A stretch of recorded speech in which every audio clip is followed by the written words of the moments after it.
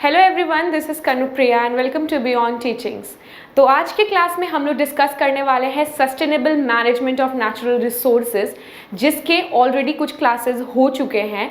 और आज के क्लास में मेनली हम लोग सस्टेनेबल मैनेजमेंट क्या होता है उसके बारे में डिटेल में जानेंगे, और उसके साथ ही हम लोग वाइल्ड लाइफ एंड उसके कंजर्वेशन यानी कि जो जनजीवन है उनको कैसे कंजर्व करते हैं या प्रोटेक्ट करना है, इसके बारे में भी हम लोग जानेंगे। तो चलिए सबसे पहले स्टार्ट करते हैं सस्टेनेबल मैनेजमेंट क्या होता है, सस्टेनेबल मैनेजमेंट का मतलब क्या है और उससे हमें क्या सीखने को मिलेगा, वो हम लोग आज डिस्कस करते हैं। The first point says the controlled use of a resource in such a way that its present availability and continuous flow to the future generations is ensured without any disturbance to the environment। यानी कि जो sustainable management है इसका मतलब क्या है?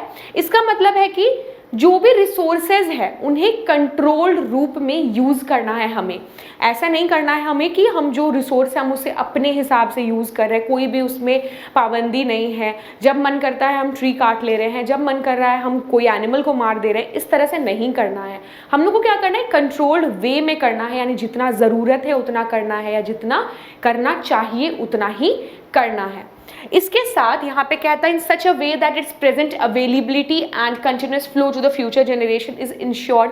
यानी जो उसका कंटिन्यूस फ्लो है, यानी जिस तरह से वो चला आ रहा है वो उस तरह से बना रहे, और अभी हमारे प्रेजेंट जनरेशन से फ्यूचर जनरेशन तक भी ये फ्लो मेंटेन रहे, और ऐसा ना हो कि हमारे बाद हमारे जो चिल्ड्रन या ग्रैंड चिल्ड्रन हैं उन्हें इन्हें यूज़ करने का नसीब ना हो या वो यूज़ ना कर पाए, उसके टाइम तक ये ख़त्म ना हो जाए। ये हमें अश्योर करना होगा without any disturbance to the environment.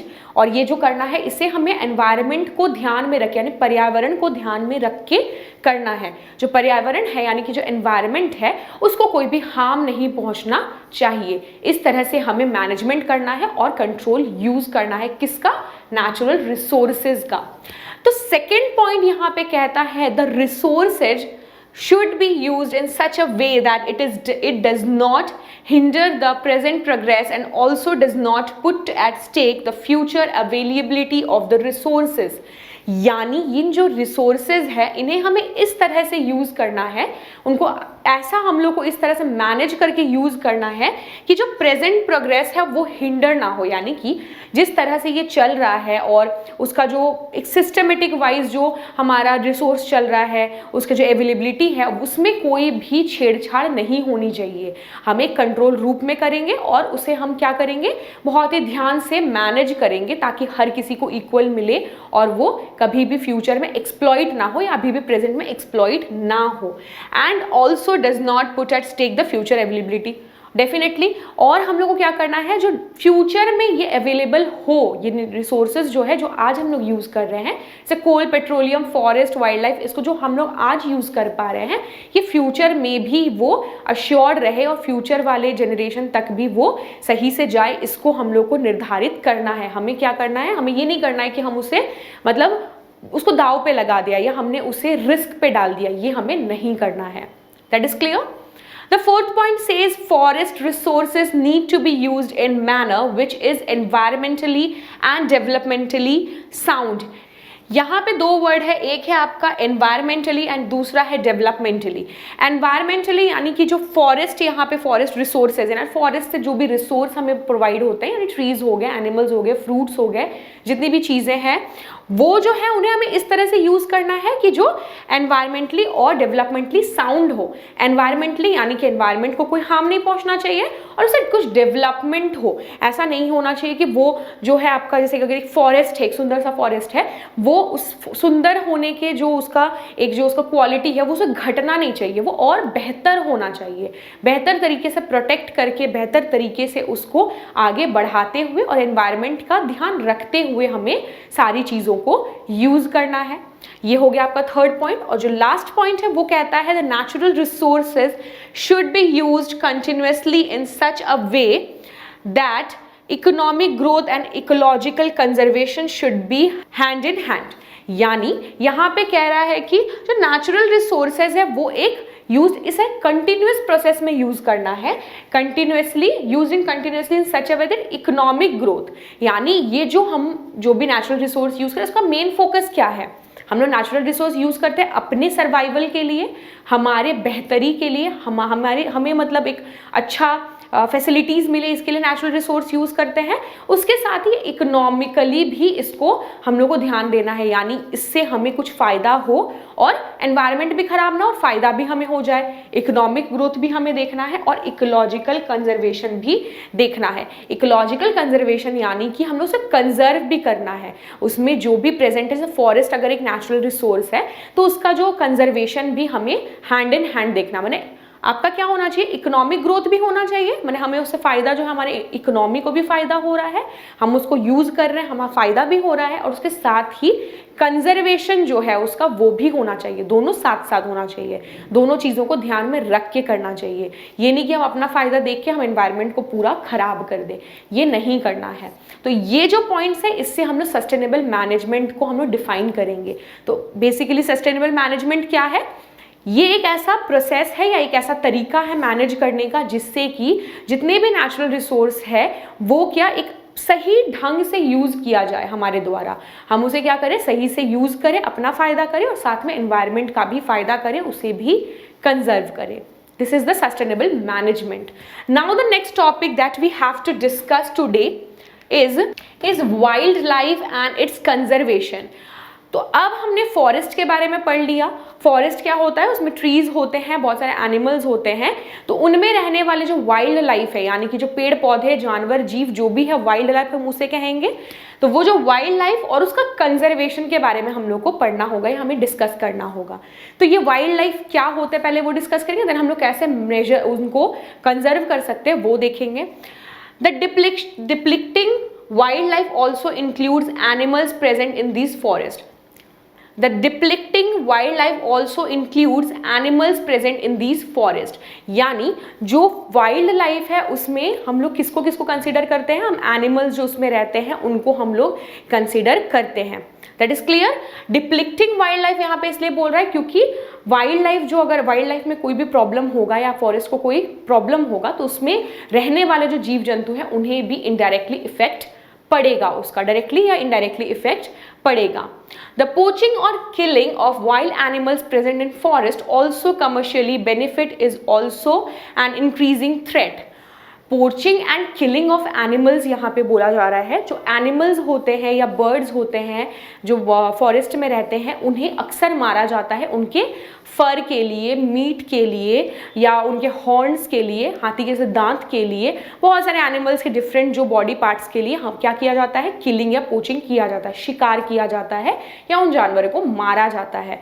तो ये जो मारा जाता है ये जो है बहुत बड़ा थ्रेट है, यानी कि जो लोग हैं अपने शौक के लिए जानवरों को मार देते हैं, इलीगली उन्हें मार के उनके बॉडी पार्ट स्किन्स को बेच देते हैं। तो ये एक बहुत ही बड़ा प्रॉब्लम है। अननेसेसरी अगर वो लोग जानवरों को मारने लगेंगे तो उससे वाइल्ड लाइफ और नेचुरल रिसोर्स को हार्म पहुंचेगा। क्लियर। अगर कार्निवोर्स एनिमल्स है जो कि दूसरे एनिमल्स को खाते हैं उनको अगर मार मार के ख़त्म कर दिया जाएगा तो दूसरे जो एनिमल्स है हर्बीवोर्स उनका तादाद बढ़ जाएगा और वो लोग क्या करेंगे फिर ज़्यादा प्लांट को खाएंगे, कंज्यूम करेंगे, जिससे अल्टीमेटली जो है बैलेंस बिगड़ जाएगा। क्लियर। इस तरह से ये जो है एक बहुत ही बड़ा थ्रेट है। The animals are killed for the skin, teeth, fur, feathers, tusk, etc. used in commercial production of many products. यानी ये जो चीज़ें हैं स्किन, टीथ, फर, फेदर्स, टस्क जो है जो दांत होते हैं उनके लिए जानवरों को मारा जाता है और इन जो चीज़ों से डिफरेंट टाइप के प्रोडक्ट्स बनाए जाते हैं, जैसे कि पर्स वगैरह बनाया जाता है, लेदर के पर्स बनाए जाते हैं, वुलन के आपके जो शॉल्स बनाए जाते हैं उनके फर से, ये सारी चीज़ें बनाई जाती है, इसलिए जो एनिमल्स हैं उनको मारा जाता है। तो ये भी बहुत ही गलत बात है और इलीगल चीज़ है। This practice disturbs the existing food chain in an ecosystem and thus the ecological balance. जैसा कि मैंने बताया, अगर हम unnecessarily किसी को भी उनके बॉडी पार्ट्स या डिफरेंट प्रोडक्ट्स के लिए अगर हम मारने लग जाएंगे किसी भी एनिमल्स को, उससे फूड चेन या जो इकोलॉजिकल बैलेंस है वो खराब हो जाएगा। अगर ज़्यादा कार्निवोर्स एनिमल्स को ज़्यादा मारा जाएगा तो हर्बीवोर्स की तादाद बढ़ जाएगी, फिर उससे क्या होगा, ज़्यादा ट्रीज खाने लगेंगे, फूड चेन खराब हो जाएगा। या अगर हर्बीवोर्स एनिमल्स को ज़्यादा मारा जाएगा तो क्या होगा, कार्निवोर्स एनिमल्स ज़्यादा बच जाएंगे, उनके लिए खाने के लिए हर्बीवोर्स एनिमल्स नहीं बचेंगे। तो इस तरह से जो ये प्रोसेस है फूड चेन और इकोलॉजिकल बैलेंस को बिगाड़ देता है, इसीलिए इसे अवॉइड करने की ज़रूरत है। That is clear. तो ये जो कुछ पॉइंट्स है जिसकी वाइल्ड लाइफ को क्या किया जाता है, एक्सप्लॉइट किया जाता है, उसमें रहने वाले जीव जंतुओं को मारा जाता है, जिसके वजह से इकोलॉजिकल बैलेंस या एनवायरनमेंट को प्रॉब्लम होगा, जो कि हमें नहीं करना है। तो अब जब नहीं करना है तो हम इसे कैसे रोकेंगे, हम इस चीज़ को कैसे रोकेंगे, वाइल्ड लाइफ जो है उसको खराब होने से हम कैसे रोकेंगे, इसके कुछ मेजर्स यहाँ पे दिए गए हैं। कुछ मेजर्स इसके ये है, कुछ मेजर्स जो है कंजर्वेशन ऑफ वाइल्ड लाइफ पे, यानी कि वाइल्ड लाइफ को कंजर्व करने के लिए कुछ स्टेप्स जो हैं वो यहाँ पे मेंशन किए गए हैं, जिससे कि हम लोग वाइल्ड लाइफ को बचा सकते हैं। जिसमें कि पहला पॉइंट है the poaching should be made a punishable offence, यानी कि अगर शिकार किया जा रहा है अननेसेसरीली, अगर शिकार किया जा रहा है इलीगली और बिना कोई परमिशन के कुछ भी किया जा रहा है, अननेसेसरीली मज़े के लिए कर रहे हैं, तो उस चीज़ को क्या करना है, एक पनिशेबल ऑफेंस मानना चाहिए, यानी कि उस पर कड़ी से कड़ी उसे दंड देना ज़रूरी है, उन्हें कोई पनिशमेंट देना ज़रूरी है, तब जाके उनके अंदर डर बैठेगा और वो लोग ये चीज़ को कंटिन्यू नहीं करेंगे। सेकेंड पॉइंट बोलता है कि monitoring by the forest department should be increased, यानी कि फॉरेस्ट डिपार्टमेंट के द्वारा सही से मॉनिटर होना चाहिए कि कहीं पे ये पोचिंग हो रहा है या नहीं, कहीं इलीगली एनिमल्स को मारा जा रहा है, कहीं के कोई घुसपैठिया घुस के आके उसको अगर एनिमल्स को मार दे रहा है, शिकारी आ जा रहे हैं, इस चीज़ को मॉनिटर करने की जो जिम्मेदारी है वो किसके ऊपर है, फॉरेस्ट डिपार्टमेंट पे। फॉरेस्ट डिपार्टमेंट जो होते हैं वो ओनर्स होते हैं आपके जो गवर्नमेंट एजेंसीज हैं और फॉरेस्ट को ओन करते हैं, उसमें कैसे फॉरेस्ट को कंजर्व करना वो जिम्मेदारी उनकी होती है। तो उन्हें क्या है, अच्छे से मॉनिटर करने की ज़रूरत है कि कोई भी इलीगल पोचिंग वहाँ पे ना हो। Conservation strategies for endangered animals is vital.